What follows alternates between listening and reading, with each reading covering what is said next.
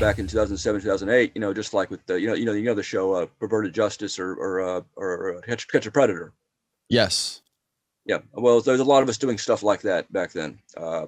Some of us associated with Psychopedia Dramatica, where we, and people still do it. They pretend to be, young girls and all that. And as a proof of concept, as a test, back in 2007, I did this and then tricked the perp, the pedophile, into calling my number, which turned out to be the number of the local Brooklyn, New York police station.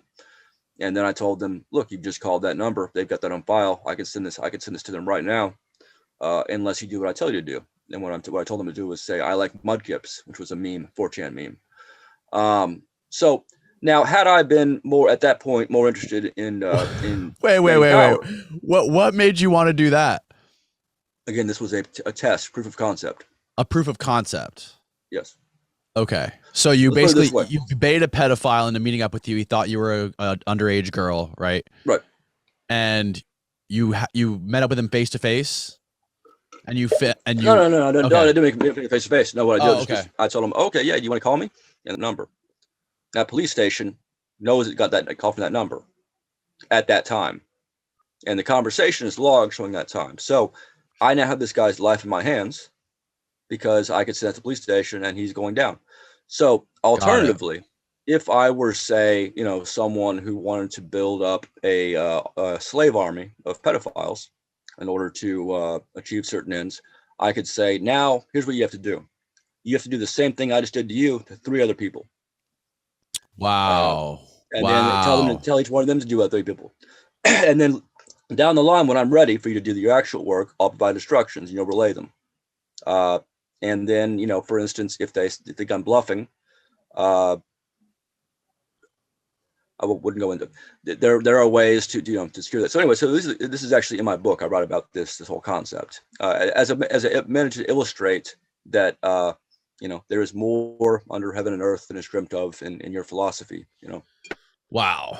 There are people out there, Rockefellers or Pentagon or private companies, Peter Thiel, Elon Musk, other activists I've known, who think differently than the average person, and who have different motivations and different agendas. Some of us, like me, wants to expose powerful people and counter them and bring them down. The other side, they want to do something else. They want to rule the world under a global kleptocracy of technocrats, led by Peter Thiel and Elon Musk. What's your take on Elon Musk? What do you think his motivations are? What do you think his primary motivations are? Well, he's kind of like the others, kind of like the other PayPal Mafia, as they call themselves in private. He's a goofy ass, technical guy with autism of some sort. And with all due respect to autistic people, there are forms of it, especially among a tech crowd, hackers I've dealt with, for instance, that make it very difficult for them to understand, that give them some certain blind spots. Just like I have certain blind spots because of whatever my mental condition is. I have no idea what the fuck's wrong with me, but it's on autism. But anyway, Elon Musk falls into a certain pattern. As his motivations, he wants, to some extent, he wants what a lot of people want. He wants to be recognized. He wants to be admired. He wants to have a degree of control. And I haven't actually concentrated on him much until recently because I've been so focused on his former partner, Peter Thiel. Now I'm interested in him because I always forget that they were partners.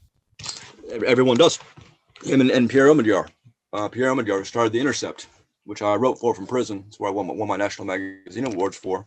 Not realizing at that time that Omidyar was someone who a couple years before starting The Intercept had been involved in the intelligence community and had expressed publicly his belief that whistleblowers are traitors. He managed to nonetheless start The Intercept with $500 million. He managed to get Glenn Greenwald involved. Glenn Greenwald brought in Weave, my old enemy from back in the day, the neo-Nazi who went on to run Daily Stormer. And then Weave went to work not just for Omidyar, but also for Peter Thiel at his company Clearview AI, which does massive facial surveillance. And Weave's lawyer, Tor Eklund, who unfortunately I'm responsible for bringing in because I brought in his friend Jay Lederman, another lawyer to help protect PayPal 14, Tor Eklund became chief counsel for Peter Thiel's Clearview AI, the surveillance company. And Tor Eklund, that's another person who will eventually go down for that. Anyway, Elon Musk, because he's lost $70 billion in capital over the last couple of months by Tesla cars, and because his attempt to buy Twitter created more scrutiny into his background, so forth, his associations. He's now going to be more attached to Peter Thiel and is expressing more of Peter Thiel's views. He's going to need Peter Thiel more. And so, sorry to interrupt. Do you think that has anything to do with like the amazing amount of just fiery fury he's getting from the like hardcore left wing on Twitter, or in general, for that matter? Even before he got whatever this, the fury. Everyone gets fucking fucked up with Twitter. If you're a major prominent billionaire, you're gonna get fiery fury. He didn't go to prison. He didn't have his mom fucking like added to the Zetas. Like, I don't know what the fuck, No, right. He was involved with Peter Thiel years ago, just like Pierre Omidyar was. But don't you think that what I'm getting at is like, isn't that kind of just like, isn't that natural human instinct when you start to get, just because he's trying to go by Twitter and because he is advocating to make it more of a free speech centered platform, and now for some reason free speech is a right-wing thing. I always thought it was a left-wing thing, but now because he wants to make it, cut down on censorship and cut down on fake accounts and bots, for some reason he's getting attacked by the left and he's being worshipped by the right. So do you think that's unfortunately that's the world we live in, where like everything is something else. Like, it's like, so Twitter as it stands over the last 5-6 years has been, one of my biggest enemies, one of the things I've been most concerned about. So in theory, I'm happy to see some billionaire come in there and take it over and fucking and get rid of like for instance, Twitter had Saudi Arabian intelligence agents fucking working there and using it, to go after dissidents. But here's the thing, Twitter. I have the world record for bans on Twitter, permanent bans. Really? Yeah, and there's some articles in the Daily Dot about this. Just look at Barrett Brown Twitter, you'll find some articles. And every single one of my bans, which started in 2017, not everyone, 3 or 4 of them involved stuff I put out on Palantir and other people close to Peter Thiel. Every single one of those bans, and they were reversed. All of them except the last one were reversed because other press spoke up, other activists spoke up, and Twitter ended up each time saying, "Oh, it was a mistake," blah blah, Sure. Of course. So Elon Musk and Peter Thiel and Pierre Omidyar, again, who I actually worked for from prison, writing these columns, around the time that The Intercept and its reporters turned in Reality Winner. All three, none of those people are really interested in free speech. I've seen this because they've gone after. So Elon Musk, when he goes in, he's not going to establish a free speech zone. What he's going to do is establish what he claims to be a free speech zone. And to the extent that, I think that it actually does, if he actually do that, it's going to be that Twitter's going to have all these difficulties, same difficulties that anyone has when you're curating a big environment and anyone can say anything. It's going to be a difficult job, even for a person who is worthwhile and respectable and has a clear head and is transparent. Elon Musk is none of those things. So him and Peter Thiel. So Peter Thiel's meanwhile created Rumbler, and the odds that Peter Thiel and Elon Musk didn't have some conversations in the last 6 months, a year about Elon Musk buying Twitter are about, there's 0%. So what this means is that the person who continues to gain control over our data, Peter Thiel at the NHS, UN Refugee Program, predictive policing, works at the CIA, FBI, works all these things. Him and his friend Elon Musk, cornering the market, helping to corner the market on social media. Look, Peter Thiel was at Facebook, until he left a few months ago. he didn't help to create a free speech zone there either. And Elon Musk sure as fuck wasn't. Facebook's another thing I got banned from about a year and a half ago after I posted information about my former prosecutor and her involvement in racist pornography. Banned for with no express reason. And that's the least of it.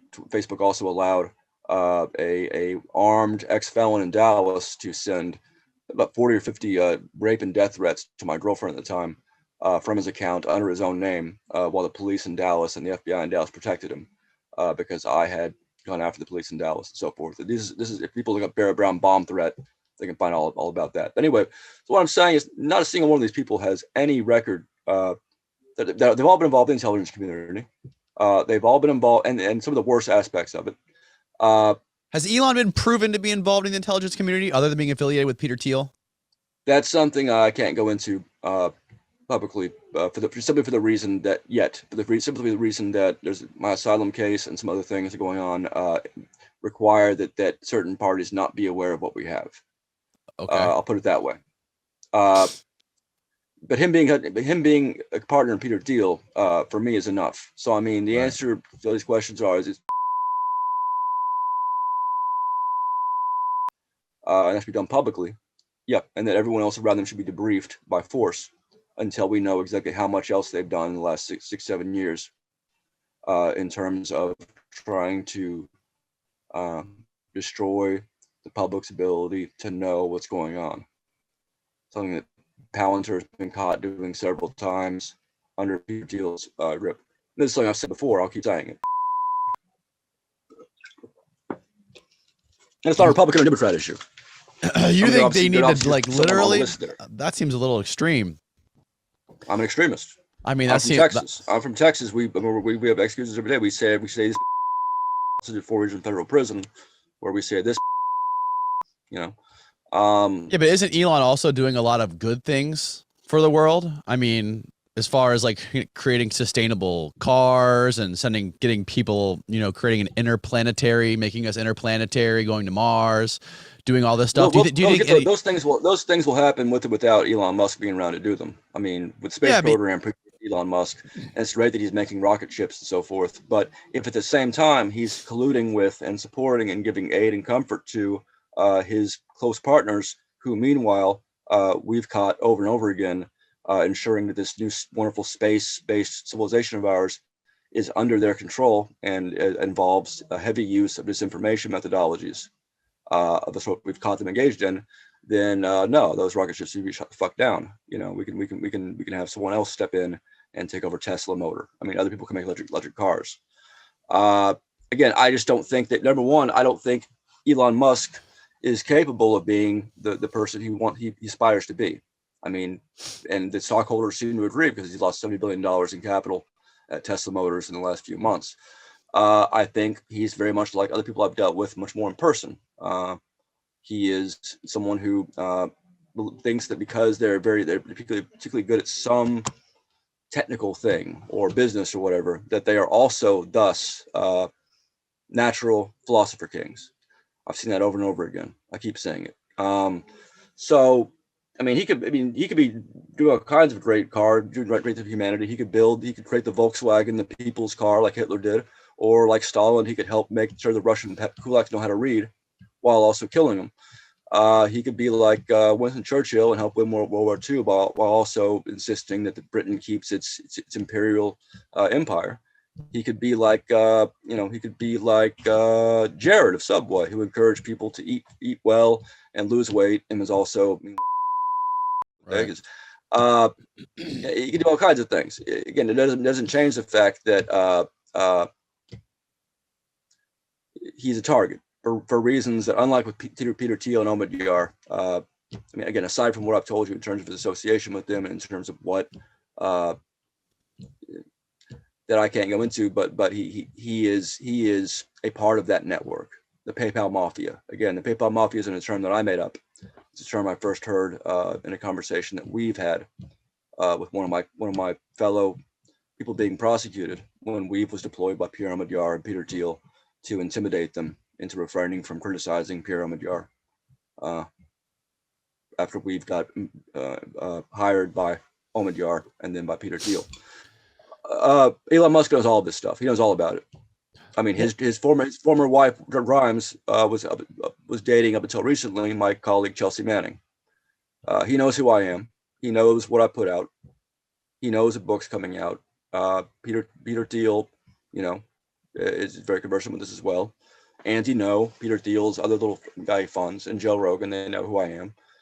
They've used their powers to help suppress some of our information. And some of their other employees, including Weave, helped to drive my legal defense guy, Kevin Gallagher, to death last year.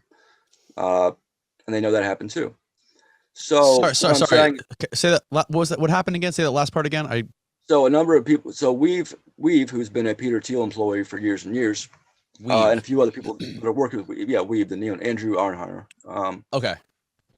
ran Daily Stormer for a while, and works for Clearview AI, and who was involved in helping to persecute me right before my arrest, 2012.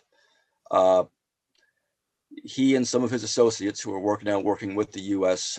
With U.S. intelligence community and Peter Thiel in the Russia-Ukraine war thing, and who are also it's complicated. If you look up Aubrey Cottle, he's a known FBI CSIS person who has been presented by some of these same journalists that we've found work with the FBI, but presented publicly in articles as the founder of Anonymous, even though he's not, and even the sources they've used have privately admitted no, he's not. He was a troll, and he works for the FBI and CSIS, and he's almost certainly a pedophile.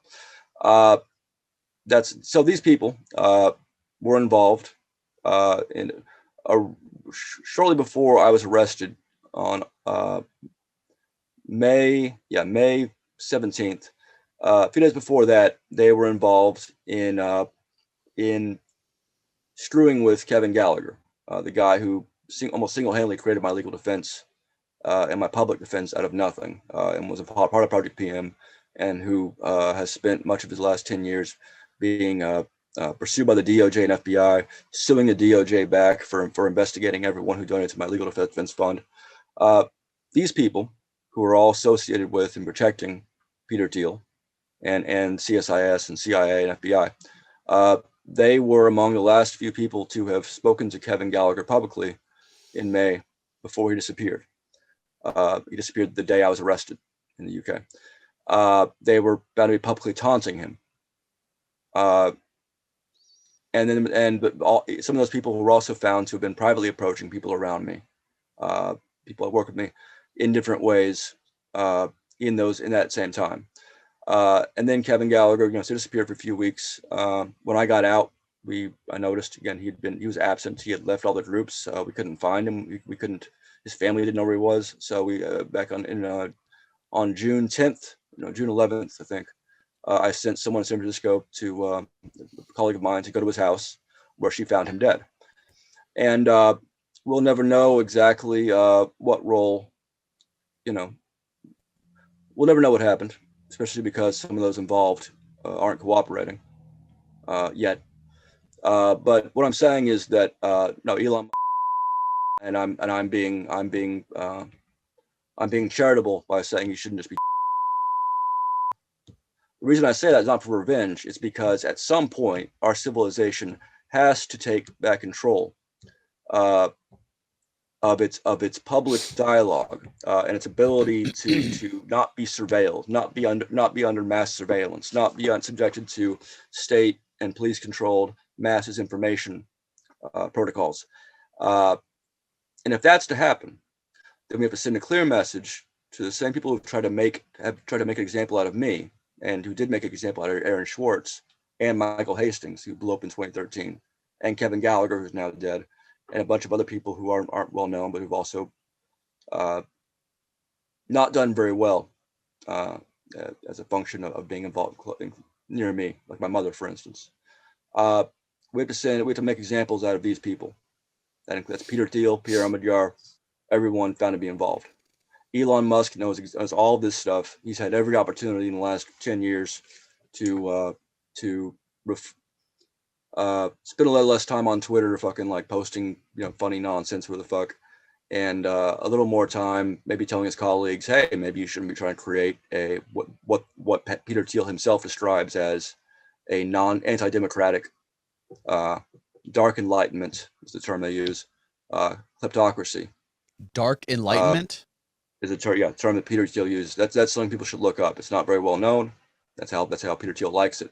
But he wrote an essay on it, uh, and it's the philosophy that's followed by a number of these people that I've dealt with over the years and have come up against. It's and it's not the kind of thing that my grandfathers fought to achieve in World War II. It's not the kind of thing that my half brother fought to achieve in the first Iraq War. Not the kind of thing my uncle fought to achieve in Vietnam, and it's certainly not the kind of fucking thing that that the U.S. or any other nation that wants to be democratic can tolerate. It should be dealt with just like we dealt with Nazism. Uh, Again, we have a bunch of German-born people like Peter Thiel running around uh, denouncing democracy, which is fine. I mean, democracy has its flaws and all that, but the alternative is not. Should not be, and it will not be a oligarchy run by a bunch of autistic fucking nut jobs who consider themselves to be above and beyond the rest of us, but who nonetheless, me and my colleagues keep catching it, keep beating nonetheless. Don't you The think? resources? Don't you think Elon Musk would do a way better job running the country than some of these other idiots that are running the country currently? I mean, it seems like they all have the same personal motivations. They're all in it for money, for their own careers, not for the right reasons. They're not in it for the people. I mean, Elon Musk, sure, you could say he's a piece of shit and he's got it's all for his own personal gain, but wouldn't you say he's the lesser of the two evils? Oh, I think there's many more than two evils. I'm not sure if you mean, but the types Like that become typical presidents. politicians, that are running the country Oh yeah, today. sure. Yeah, I mean, a lot of people said the same thing about Trump. They said that he was going to be an outsider, he was going to change things and all that, and Right. and I guess in some respects he did, but I do not feel that Trump. I mean, number one, Trump was someone who was lied constantly. Oh, I'm pro Julian Assange and whistleblowers, WikiLeaks. Right. Assange fell for that shit. I didn't. And Assange is now in a Belmarsh fucking prison, having lost a lot of his support from those of us who insist on honesty, because Assange tried to make a deal with the Trump kids and was caught doing so. Tried to make a deal with Roger Stone, was caught doing so.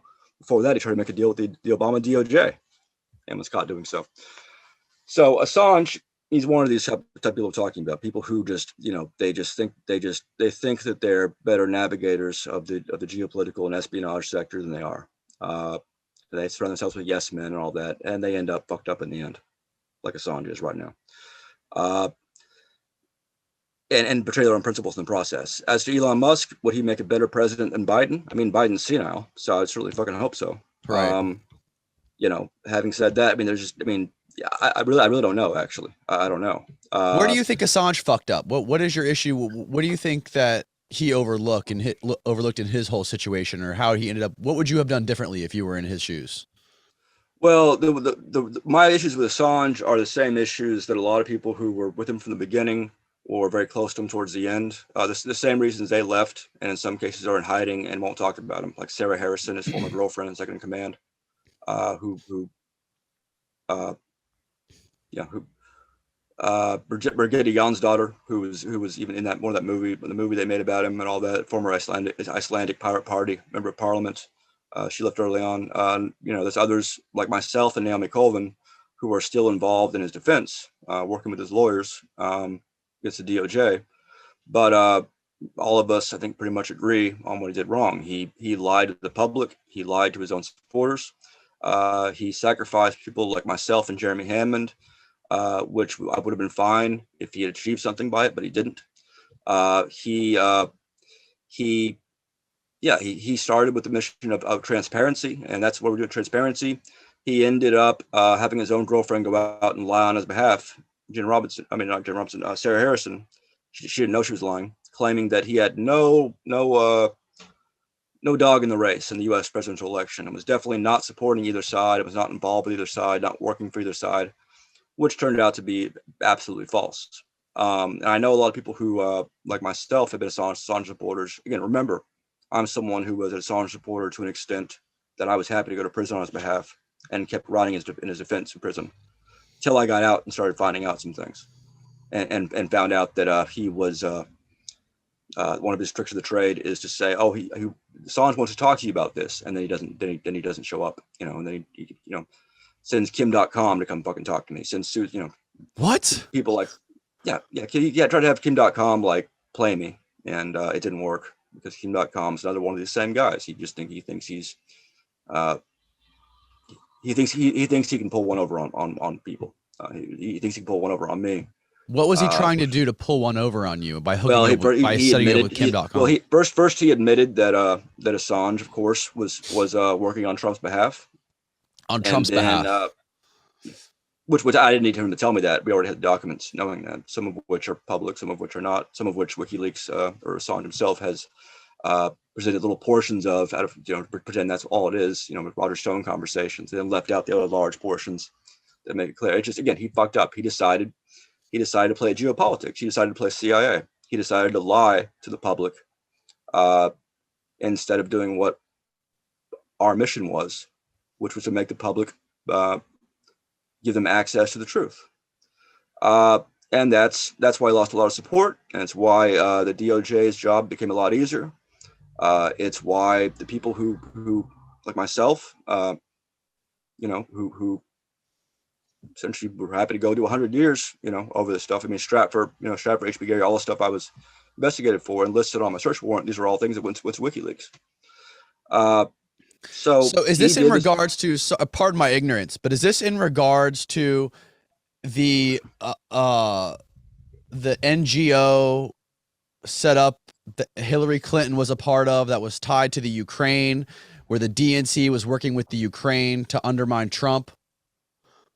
No, this doesn't really come into that situation. That's something I'm familiar with, and some of the people I work with have been investigating for years. People who know more about the Ukraine and the 2016 election than I do, because of course I was in prison for it. But right. No, this is the mostly unrelated issues, or on the other side of those same issues, I guess. I mean, the same kind of chicanery the Clintons were involved in, with elements of Ukraine and other elements. The Trump people were involved in with Assange, Okay. And so that's a sad thing, because we didn't set out, wanting Assange to be the equivalent of some corrupt DNC fucking actor, or the Chinese giving money to the Clintons, illegally, or whatever, or the Steele dossier people, Fusion GPS. That's not what we envisioned. We envisioned something that would stand above that would be principled, that we could defend honestly and easily, and be proud of. And that's not what happened. And it's because Assange, he got some bad advice. He had a lot of good advice, but he didn't take it. And those who gave him the good advice were gradually alienated. And again, he overestimated his ability to. He started out as someone leaking information about powerful people, and ended up being someone who helped to conceal and conspire with powerful people in a way that got leaked. Right. It's the same story for the last 500 years. Every political movement, it seems the communists. The communists started out, we're going to do this, this, and this. Oh well, because we're the communists, we're allowed to do this. And the CIA is going to fight the communists, and they start out, doing this properly. Then it's like, oh, because we're the CIA, we can overthrow democratic elections, lie about it. When we actually screw up and actually help communism, we're going to cover it up. It's the same story. Democratic Party, Republican Party, WikiLeaks, much else. It's the same human tendency, in which we have blind spots, blinders, and we're able to excuse our own and justify our own misconduct because the enemy is supposedly worse. And we get to a point where that saying the misconduct you engage in, that gets found out, and then suddenly, even on a pragmatic level, it was no longer helpful, was it? Like the little breaking the rules here and there, when that is discovered, now you look bad, and you deserve to, and you've lost your moral stature, you've lost your credibility. That's all it takes. And again, it happens constant. It's a cycle that happens throughout movements. Things start out being effective. They go corrupt. There's certain kinds of people who are climbers who will join groups, and they're careerists, timekeepers, bureaucrats, whatever. And there are certain kind of people, who cannot hold power wisely. They can't hold on to it, and they can't keep their own bad instincts in check, and they don't. Something that I do intentionally. They don't surround themselves with people who are willing to say, "Hey, you're fucking wrong on this. Fuck you," Mm-hmm. which is what I do to ensure. And that's why I've never lost a strong supporter in my life. In fact, I've gained a lot of Assanges, including some of the people who resigned from some of his groups to join me a few years ago. It's because, regardless of what my faults are, unlike Assange or Andy No or whatever else, I'm not going to hide and fail to explain anything at all. I will explain openly and candidly and fully, like any action I engage in, because my policy is not to engage in actions that I'm not willing to explain. What do you know about when I had Kariaku on here a couple weeks ago? He kind of like shocked me at the end of our talk, where he told me that he does a daily radio show on the Russian Sputnik radio, and he said that they don't censor him at all, not one bit. And he said he's often critical of Putin and that whole regime, and he never has to deal with any kind of censorship.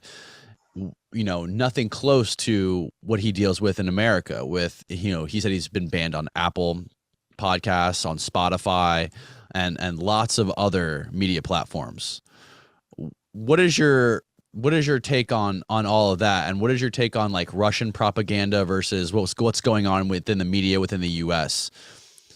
Right.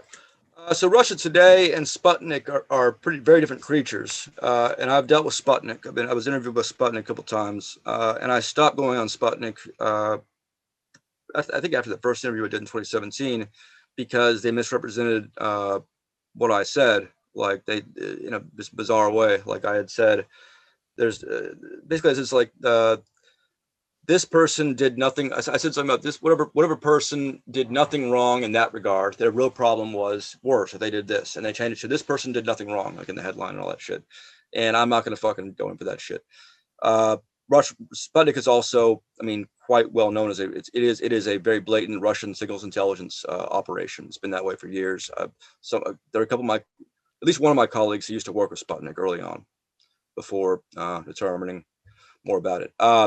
Having said that, as of Russia Today, Sputnik, oftentimes, in a weird way, these outlets are going to be more willing to take on and provide a real free forum to U.S. dissidents, because even if they're criticizing Putin here, it's still a slap in the face to the U.S. It's still showing that, look, these guys couldn't get a gig on CNN. They couldn't get, they're not going to get a column job at fucking The Atlantic. There's some outlets in the U.S. that, where they could and can, but and that's one of the reasons I went on Russia Today, like about 20, 30 times between 2010 and a few months ago, my last appearance there, which ended up being not an actual interview. It was not a media interview, but in fact turned out to be a free briefing to the Russian intelligence services about certain known CIA assets. This was done 3 days before the Ukraine invasion. They never broadcasted or mentioned it, and the interview was with the Russian national, and I recorded it on my end, and we'll make that public at some point. The transcript's already public. Anyway, so I won't deal with them again, because I don't like to be put in that position. Yeah. Again, we're at the center, but between me and the people I work with, we're at the center of a lot of things, and we're very closely watched because we know quite a bit, and we are active threats to a lot of entities. And again, that's why I was facing 105 years in prison.